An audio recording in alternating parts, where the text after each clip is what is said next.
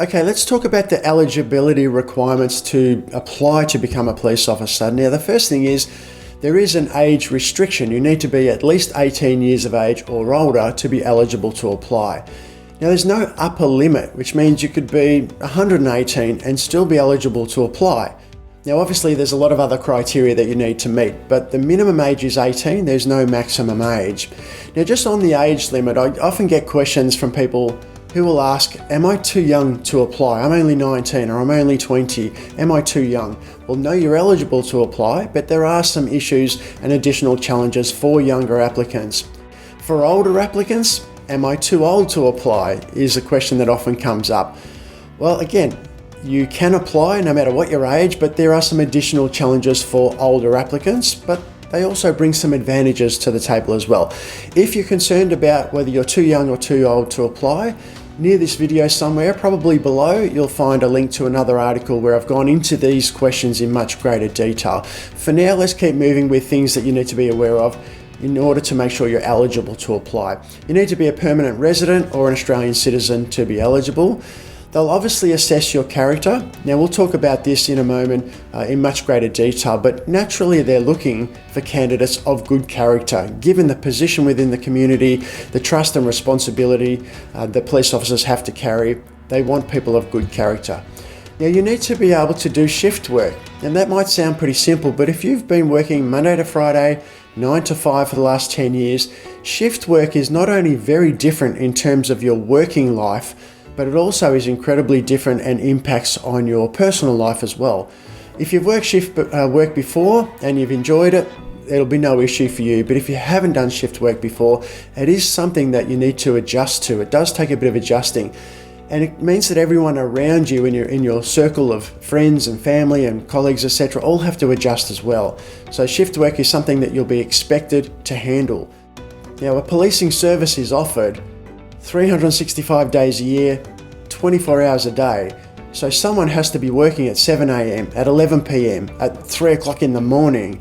Someone has to be working on Sundays and on Christmas Day.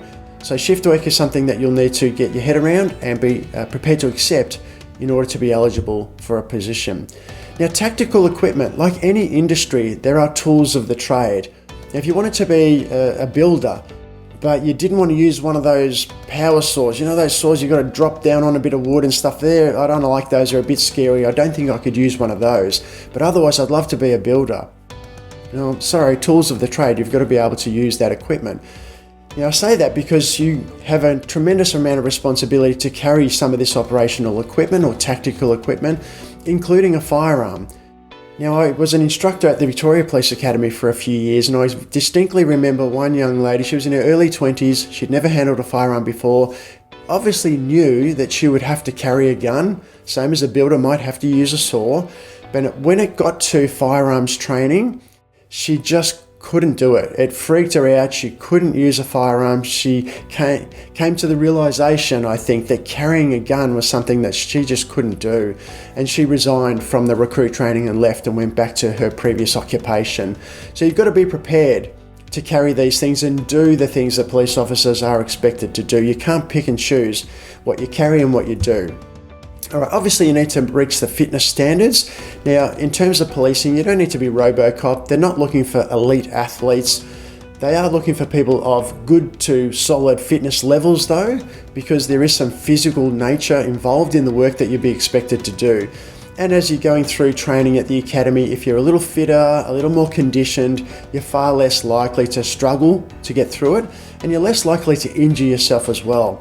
Now, a little bonus about being fit prior to getting into the academy is that if you're physically fit, you tend to be mentally fit as well, which means you can concentrate on the academic side of things without worrying about dropping below the required fitness standards and losing your position at the academy.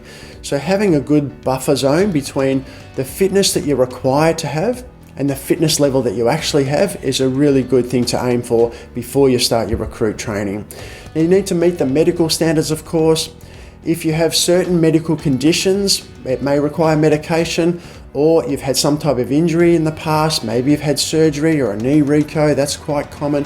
None of these things will automatically make you ineligible but they do need to be managed, and you'll need to show the police force, the police service that you're applying for, that those things are properly managed and that they won't hinder your ability to do police work.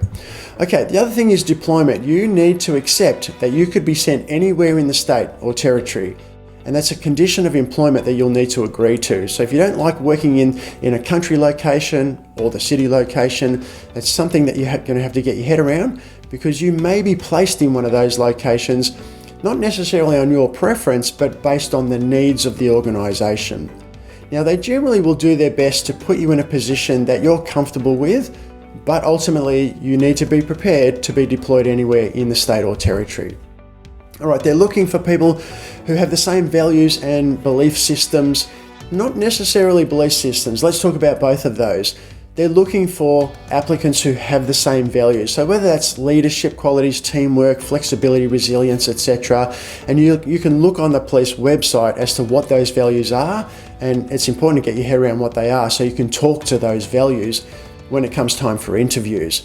Now, in terms of beliefs, whilst values show that you're a good fit for the organisation, a lot of police officers have different and varying belief systems. Now, it could be a religious belief or an ideological belief, or just a belief rather, or just a personal belief. And those things are okay if they differ from one police officer to the next.